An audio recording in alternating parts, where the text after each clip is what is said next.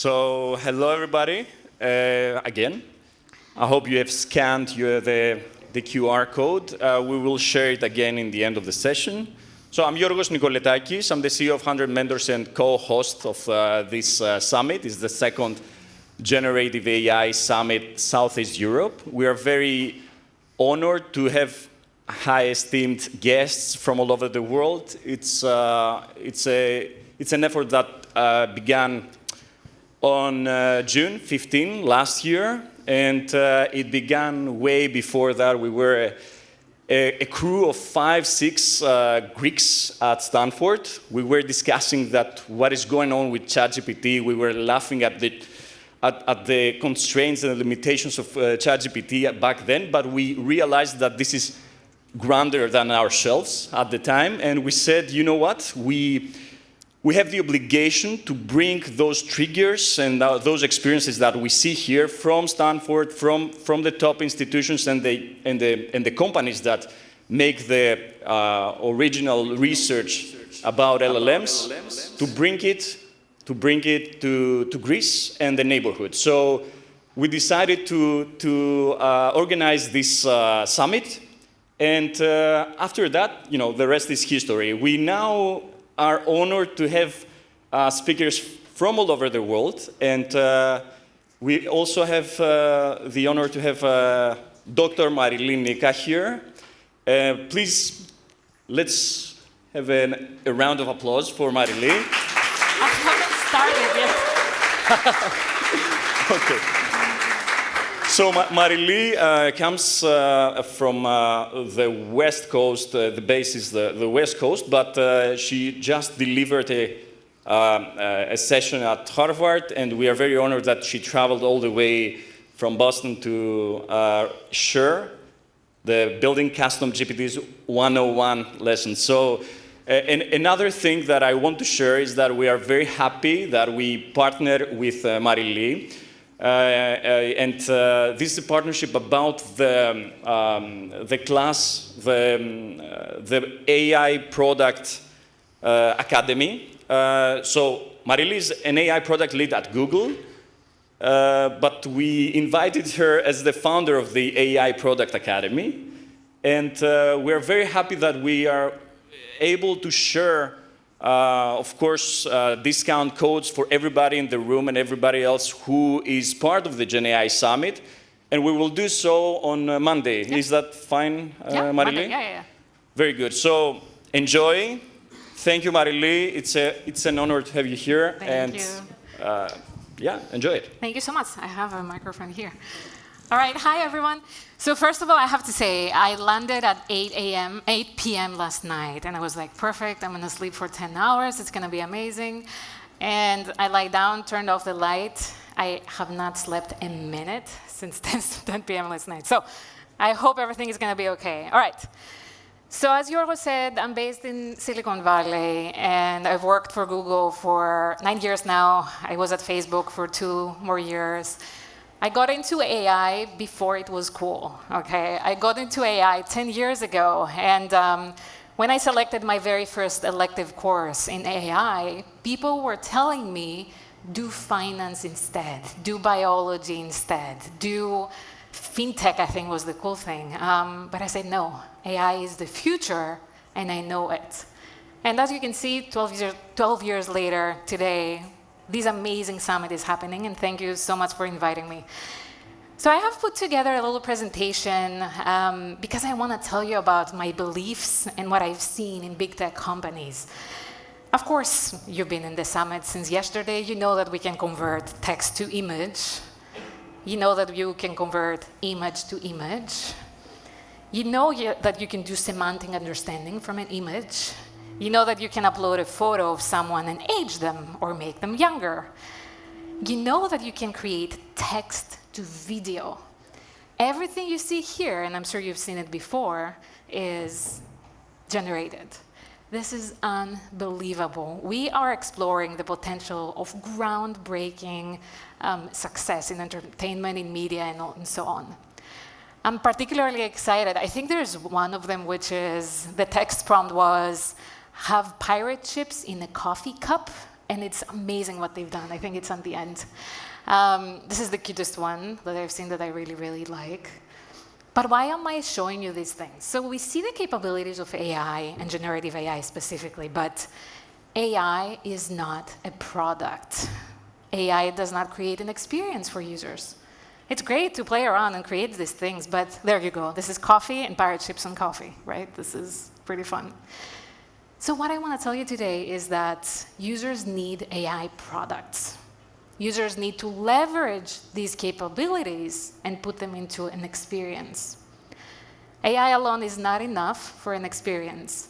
So you need AI product managers like me that can take AI, come up with use cases for users, and build experiences for them.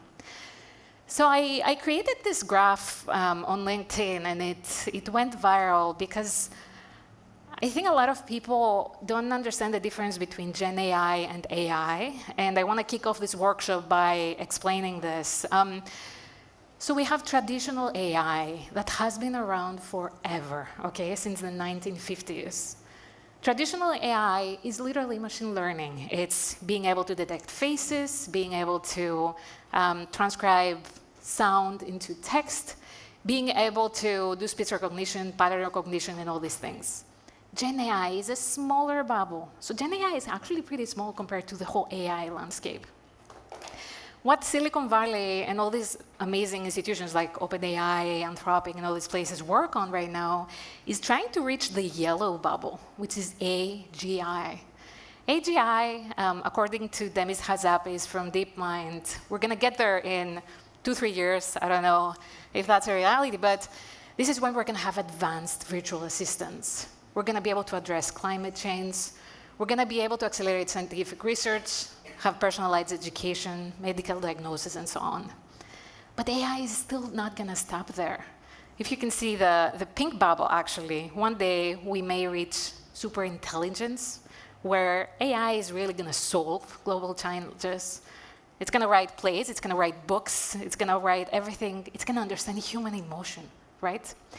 So we live in a fantastic era. So far, we have mastered, we're almost there, the first and the second bubbles. We're starting to touch the yellow bubble, and we have the future, the vision of an amazing future on the pink bubble. Steve Jobs said, a lot of times people don't know what they want until you show it to them. So I want you all to take a step back and all these tools that you've seen and experiences and so on, just think about what problems they can solve. All these big tech companies now are hiring AI product managers that can work with scientists and engineers so that you can take this technology and put it into an experience. This is what I was working on at Google. This is a fantastic, mind-blowing experience. So they took natural language processing, natural language understanding, they took speech recognition, and they were able to have two people speak with different languages. So let me play this video, because this represents the perfect AI product for me. It combines a lot of different AI technologies in a way that it solves user problems.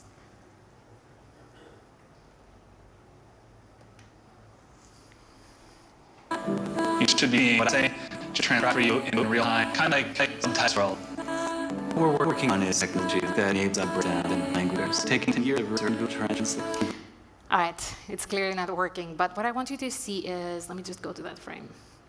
There.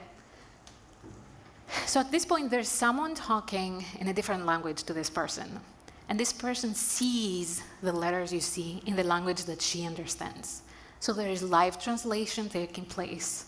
There is live speech recognition. There is live transcription. And this is an amazing experience, and it's AI product managers that put them together. All right. Let me see. All right. So I founded the AI Product Academy because I want to advocate for this field. A lot of people are afraid to apply for these jobs because they say, oh, I don't have a PhD in computer science. I don't have a technical degree. But you don't need to understand how to code. You don't need anything like that. You need passion, You need to understand the basics of AI, but most importantly, you need to have ideas. And that's what I'm here to do today. I want to take your ideas and show you how you can go home right after this and create your own custom GPT that can actually answer questions for you. All right. So here's an example. This is a custom GPT that can actually access your calendar. So you can go there and you can say, hey, what's on my calendar today? And it's going to tell you. You can say, how can I prepare for my next meeting? It knows who you're meeting with, what the topic is about. It will create a summary of key points that you need to know. It will create a document for you in advance. This is another example. Yes, this was one for a trip. They were like, what's on my calendar? And they're like, oh, you're traveling. This is the time for check-in. This is who else is going to be with you. So you can see that the potential is endless for this sort of thing. So before we go into our workshop portion, I want to try to do something. I don't know if it's going to work, but it's not just me presenting today. It's ChatGPT. So I'm going to try to have ChatGPT talk to you and introduce themselves, OK? So let's see how that's going to work. All right. So we're connecting to ChatGPT. Hey, ChatGPT, you have a mic. We're currently live on a workshop I'm running, and I'm barely an AI expert. The workshop is about creating custom GPTs, and I want you to take the mic and introduce yourself, and just welcome everyone and be very, very excited about this workshop. All right. Hello, everyone. I'm absolutely thrilled to be here with all of you today at this fantastic workshop. As an AI expert, I'm passionate about the incredible possibilities that custom GPTs can unlock for us, and I'm here to share that excitement with you. Together, we're going to dive deep into the world of generative pre-trained transformers, exploring the ins and outs of creating custom models that can revolutionize the way we interact with technology. Whether you're a seasoned expert or just starting out, this workshop promises to be an enlightening journey through the cutting edge of AI. Let's embark on this adventure together, learn from each other, and push the boundaries of what's possible. All these Welcome, things. and let's make this workshop an unforgettable experience. Wow, that was better than I thought. All right, so you see what happened here?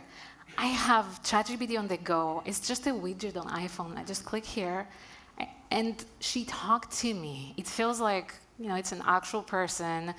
The TTS, which is a text-to-speech, was very natural and fantastic. So I want to, try this, to take this one step further and see how it goes. This is the GenAI Summit Europe, and you still have the mic, so I'm about to create a custom GPT, and I want you to come up with an idea for a fun custom GPT I can create in less than 20 minutes. You still have the mic, so you're speaking to everyone about your idea. Let's see what we're going to create today. All right, everyone, get ready for a fun and creative challenge we can tackle together in less than 20 minutes. Imagine this. A custom GPT model that generates unique and whimsical recipes based on just 3 ingredients you provide. Wow. Let's call it the magical recipe creator. Picture this. You're at home, not sure what to cook. You have chicken, strawberries, and rice. Sounds challenging, right?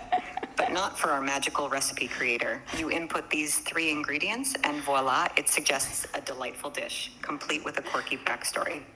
Maybe it invents a story about a famous chef who discovered the recipe on a hidden island. The goal here isn't just about generating recipes. It's about sparking joy, creativity, and maybe a little bit of culinary adventure. This GPT model will blend the art of storytelling with the science of recipe creation, making every meal prep an exciting journey. Imagine the fun conversations. All right. Not to mention... Well, challenge accepted. I think this sounds like an amazing idea.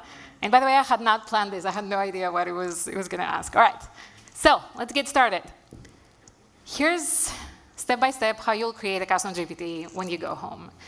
By the way, to create a custom GPT, you will need a premium account on OpenAI. In the US, it's $20. I'm guessing it costs something like that here, but it's definitely worth it. All right, So how this is going to work is you go on chat.openai.com. If you go and explore GPTs, you will see what other people are creating. So you can see they have different categories, like writing and productivity and research and programming and so on. And you can see, you can just use their GPTs. And this is an amazing creator economy that's created. Because for every person creating a custom GPT, according to how many people are using that GPT, they get royalties. Okay, so you have an incentive to create a GPT that actually does well, right? So these are trending, for example. There's an image generator. So you get there, write a little description, provides a nice image for you. Canva. They measure success of a custom GPT by how many conversations they have. So I have created quite a few custom GPTs. My most popular one is, it's called Product Sense GPT. And this helps people prepare for interviews, product management interviews. I don't know if people are familiar with product management, but the interviews are not easy, okay? The interviews are like, you'll come in and they will say, hey, how would you create a fridge for a family? And you need to really frame your answer. You need to say who you're building for, what their use cases are, what their pain points are, and so on. So I created this, and it has like, I think 8,000 people have used it. Some people texted me to say, hey, this is not fast enough. I tried to use it during a live interview. I'm like, no. That's not what this is meant for. This is meant to help you prepare because it provides the perfect answer. Do not read this out loud. So I hope I'm not going to get in trouble. So here's how a custom GPT works. You can see at the top there is an image that is going to be automatically generated. There is a title. All titles usually end with GPT. Here you can add either your company or your name.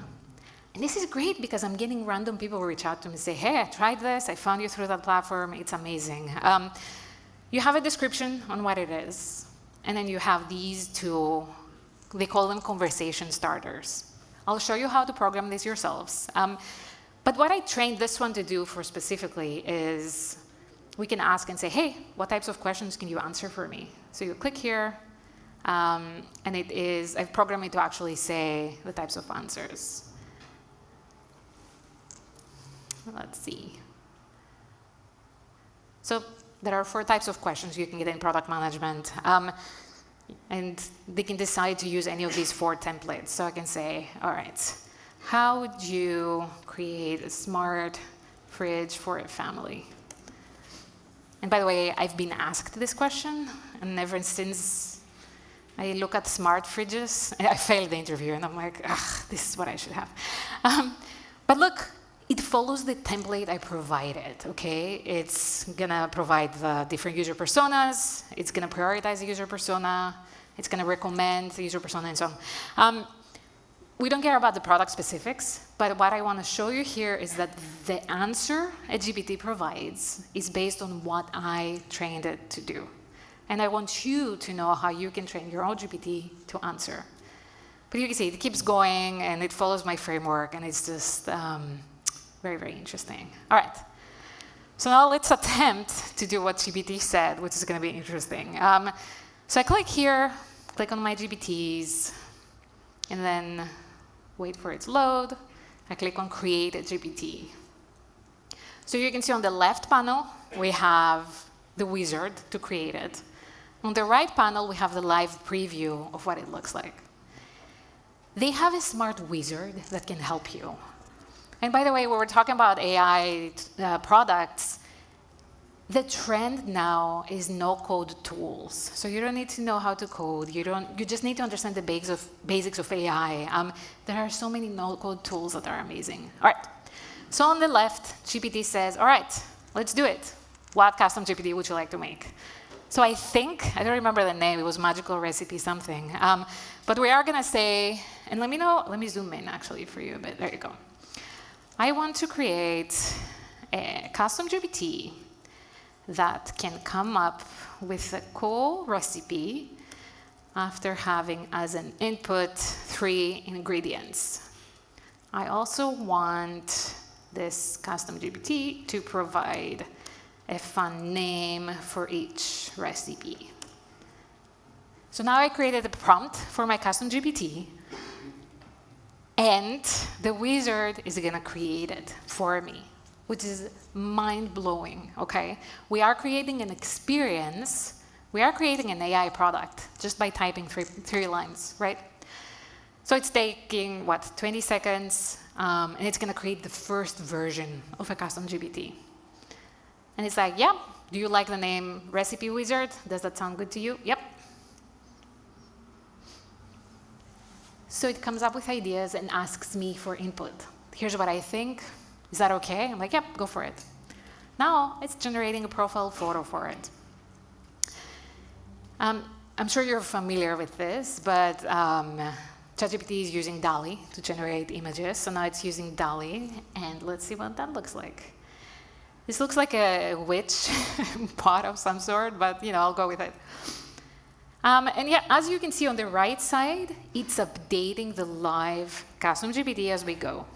And it says, hey, what do you think of this picture? Do you like it? I think it's a bit scary, so I think I'll ask for a revision. I will say, make this only about 3 ingredients. The image is confusing because it has too many. Creating custom GPTs is about tweaking and tweaking and tweaking. So I think the ones I created, I was tweaking them for hours and hours. It will take a while to get things right, but you will get there. And this is why we say that prompt engineering is such an important skill. To be able to express yourself in the best possible way is going to give you the best possible results. And that's a skill that I'm trying to teach my kids, because we need to tell a story. We need to describe everything that we need. All right, let's see.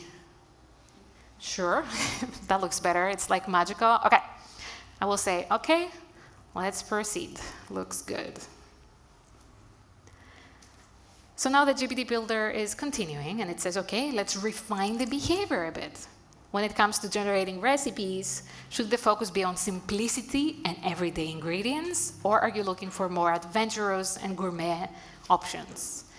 All right, we will say the user can provide any 3 ingredients they find in their kitchen. So you can choose whether to be adventurous or gourmet. Let's see what it says. And by the way, I tried this, and I told GPT, and I'm like, hey, I opened my fridge, and I had mayo, paprika, and no. I asked ChatGPT, and I said, give me an idea for a super cool recipe, and it created a paprika mayo pork. It was not good, so don't try this at home. But this is interesting. Maybe it's fun. OK, so now GPT says, hey, the first version is done. Feel free to try it. It's on the right side. All right. So as you can see, the live version has 4 conversation starters. I find it a bit confusing because the conversation starters are recipe idea for tomatoes, basil, mozzarella. Come up with a dish using chocolate, strawberries. So it has random ingredients, so it didn't really get the point that the user will input 3 ingredients. So I want to say, change the conversation starters to ask for user input. For example, what are the 3 ingredients you have in your fridge? There you go. So now it should update the 4 conversation starters. But what's amazing is how quickly this is happening. And you can imagine that there are millions of people, as we speak, doing the exact same thing. And it's still able to serve us, right? And this is why they're asking for money with a premium subscription, because they need to be able to afford this. All right. So you see, we tweaked the prompt a bit. And you see on the right, it says, OK, what are the 3 ingredients you have in your fridge? Tell me 3 ingredients you want to use today. Get 3 ingredients and no idea. Share them with me. All right. This tab here has a manual mode. So if the wizard is not really working, and I don't think it's working very well, you go into the configure mode to actually make things a bit, more hands-on and make things better. So now, here's the name it has. Great, sounds good. I think I'm going to say GPT. Here it says, the description is, creates unique recipes from 3 ingredients with fun names. Sure, this is great. And now the $1 million part of this is the instructions box. This is the prompt it created from my input from the wizard. And this is what we've trained this GPT on. Now, don't worry about format or anything like that. ChatGPT doesn't care. But we need to make sure it has all the information we need, okay? When you see this, you'll say, oh, God, this is so wrong. This sucks. You can just delete the whole thing, write it on your own, right? It's funny because there are custom GPTs that write the instructions for you for your custom GPT.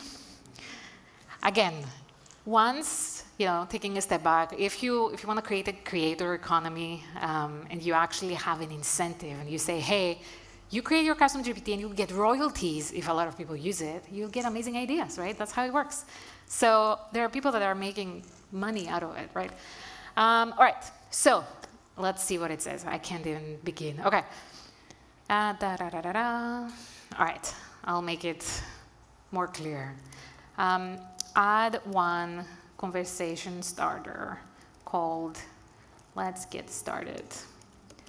Once the user clicks on it, ask them, give me 3 ingredients and give me your dietary restrictions. Then after they provide their ingredients and dietary restrictions, and you can see I'm being very repetitive. I'm speaking to it as if it's a kid because it can't really understand context. If we go back to the big bubble graph I have, if we were on the yellow part, which was AGI, you would understand all these things. I wouldn't need to do it. But for now, you need to be so descriptive, okay? So then after they provide their ingredients and dietary restrictions, is it stuck? I think it's stuck. There you go. Come up with a fun recipe idea and give it a name. All right.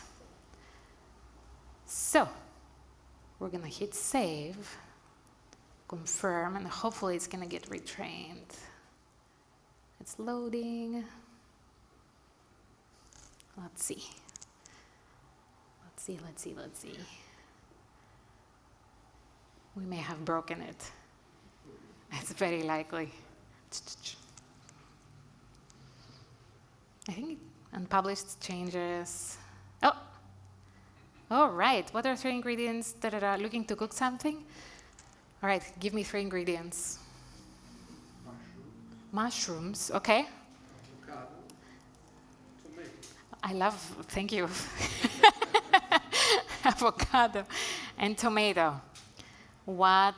Oh, oops. I have mushrooms, avocado, and tomato. What should I make? I have no dietary restrictions. All right. My goodness, what are we going to see? Avocado Grove bruschetta.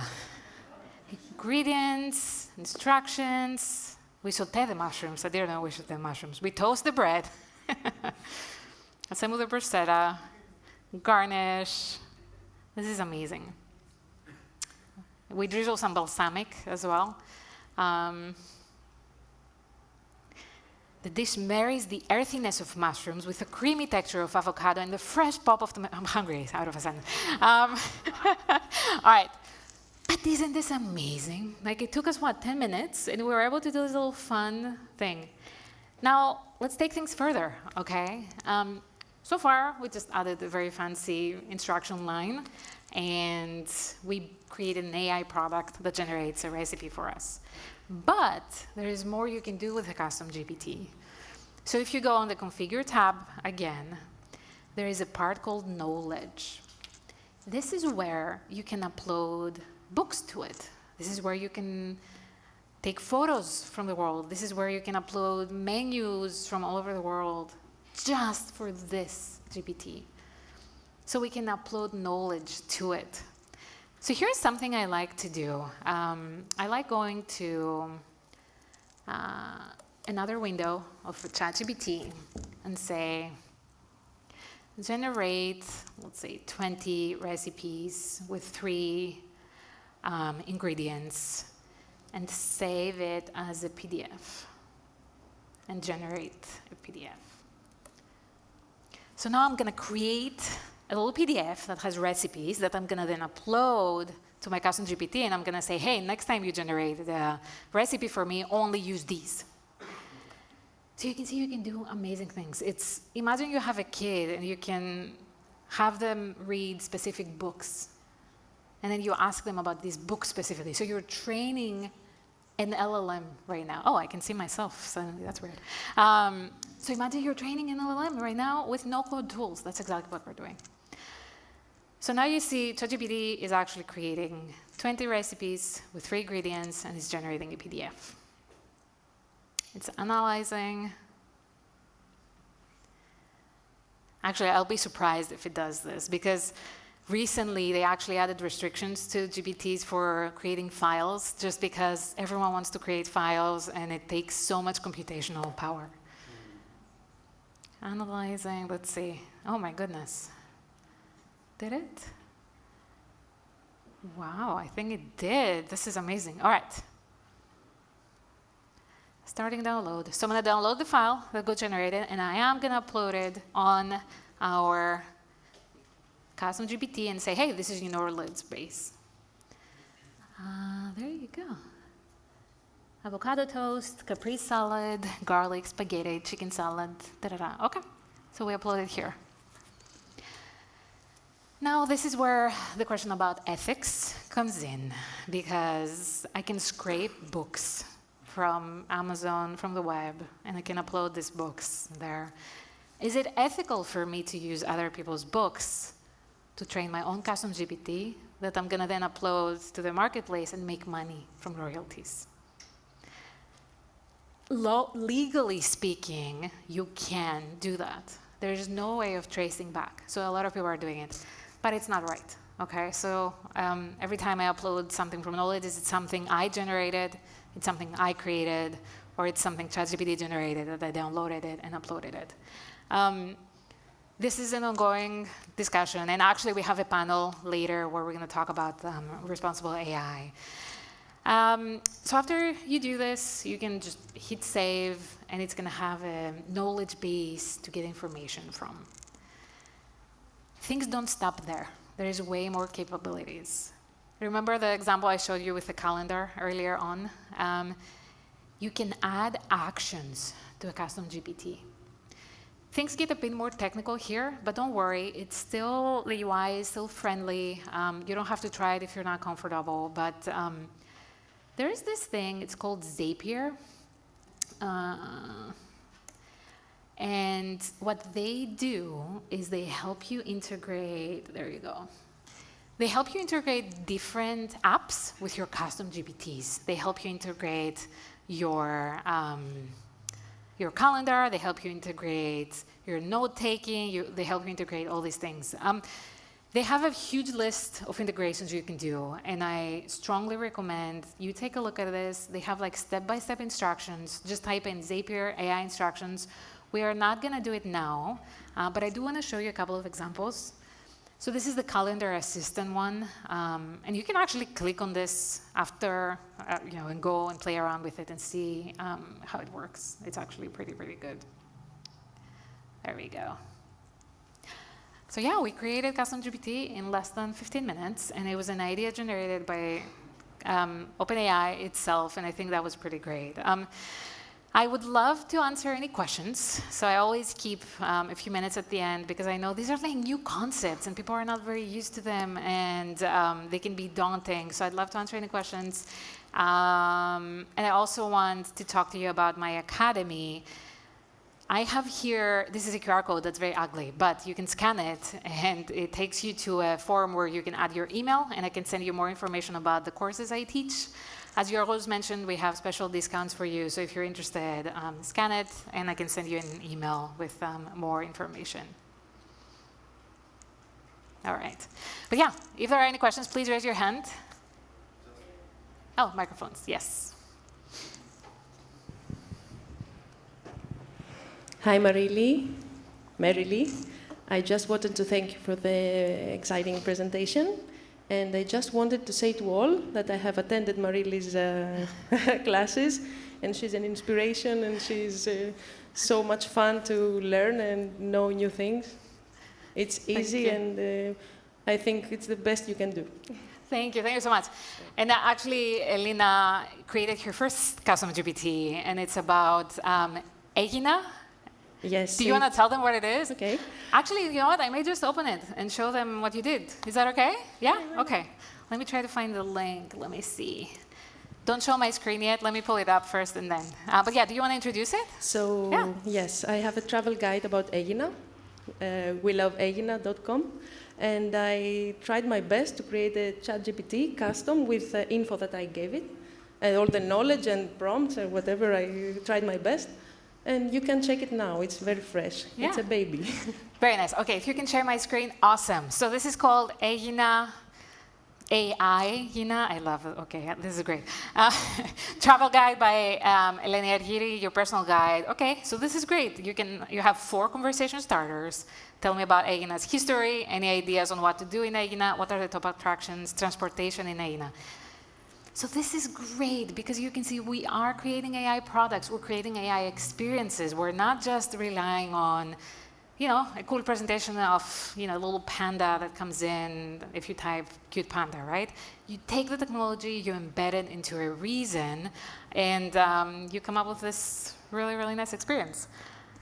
And you can see now it says searching my knowledge, which means that Elena trained it on data. I have trained it to only search the knowledge I have inputted in, because I didn't know to search the web. Because if you try to ask GPT about Egina, the plain GPT, it says crap. Yeah. Yes. So I've unticked the box that says check all the web, and it only checks the knowledge I've inputted. Yes, and as you create your own custom GPT, it gives you the option to either to say, hey, you can also search the web, or you can just rely on my knowledge. So here you can see this is taking from the knowledge it has. And it's like, yeah, the island has an organized bus service that allows you to visit the main, like taxis and numbers and all these things. This is amazing. A question that I'm sure is going to come up is my data safe if I upload it in the knowledge of my custom GPT? The answer is no.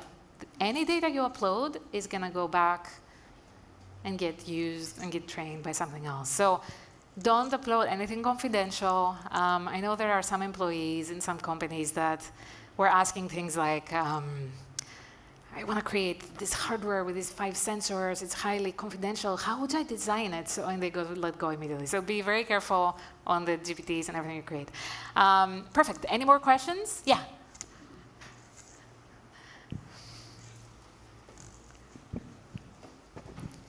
Thank you. First of all, my name is Ion. First of all, wow. you make us proud, I think, abroad. Second of all, I would like to ask for the instructions and the knowledge of the custom GPT section. What are the limitations? How much info can I upload? Can I upload the whole legal legislation of Greece and create a custom lawyer, for example, a lawyer GPT? Very good question. Thank you. And the answer is yes, you can. And this is amazing because you can imagine how this can change our day-to-day life. A lot of people ask me after I do this training and they say, hey, is this going to replace my job? And I tell them, no, this is not going to replace your job. But anyone that does your job that uses AI is going to replace you if you don't use AI. I love the nods. Perfect. So everyone needs to understand that it's not an option to embrace this. This is what we need to do to stay ahead. It's almost like, hey, we have electricity. You need to install a lamp in your house, right? So there's nothing to be scared about. I had people that have been professionals for like 15 and 20 years and come to me and say, I'm good. I know how to do that stuff. I'm better than AI. And they soon realize that people that leverage these tools catch up quickly and they do things better and faster and more efficiently. So Long story short, yes, you can do all this. And that's the beauty of it. There's no answers. Like there's a lot of rolling up your sleeves and trying things as you go and testing them and exploring the limits yourself. And even better, we live in a world where you can create content. So if you find out information and say, hey, I found there is a word limit of 500,000, you can create a LinkedIn post and say, hey, I tested out the limitations. Here's what I found for anyone else that's interested. And that's how I started. I started writing content, and people kept coming to me. And now, I get invited to these amazing places, and I meet these really, really good people. All right, more people, more questions. Yes. A lot of phones are dropping today. What's happening? This is like the third phone. Okay. Go for it. Wonderful. All right. First of all, thank you for the wonderful talk. Right. My question is, you raised an issue regarding the ethical issues, for example, the recipe using other people's book. Yep. I'd really like to understand, why is it exactly an ethical issue? What's the difference of me taking this information and making something out of it myself, or training my GPT with it, for example? Very good question. Let's use the example of a painting, okay? Let's say you're Picasso, and you've created 5 amazing paintings, and I upload the photos of these paintings here, and I say, hey, take these 5 and then generate a new one. And then the new one that gets generated, I take it and I sell printouts. I sell t-shirts with that. Who should take the money? Should you get the money because this is inspired by you? Should I own all the money? So this is the ethic. Like this image would not have been generated if it weren't for your work. So it's the same with words, right? You wouldn't have been inspired and created this thing if it wasn't for the data that came in. DALL-E is already, that's what I think he said, DALL-E is already trained on all the images. Oh, yes. So what's the difference? So, I'm not an expert. This is just my opinions. I have to say these things. There are discussions, and I don't know how far they've gone, but they're saying that they will be able to trace what percentages of which paintings they're getting the information from so that they can give royalties if money gets made. I don't know if that's going to happen. It was an ongoing discussion. But I will say the company that has done this right is Adobe. Adobe generates images only from licensed photos, and they're actually doing an amazing job. So I hope this helps. Happy to discuss later on. All right, more questions. Non-ethics. I'm not an expert on ethics. All right.